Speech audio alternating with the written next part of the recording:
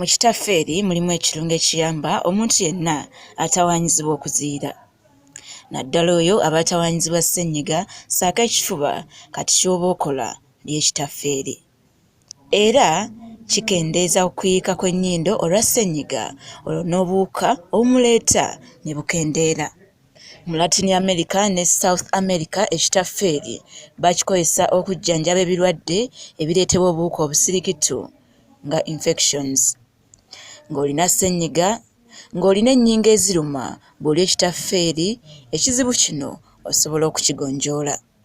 Osobola era n'okukwata ekikuta ky'ekitafeeri n'okisekula oluvannyuma n'okikaza olwo ensano n'ogiteeka mu mizigo awo ne weesiiga ku nnyingo eziruma. Bangi ku mmwe abalabi baffe mulina ebibatawaanya obwongo oba stress. Okukakkanya osobola okukozesa amajaani agakoleddwa mu kitafeeri.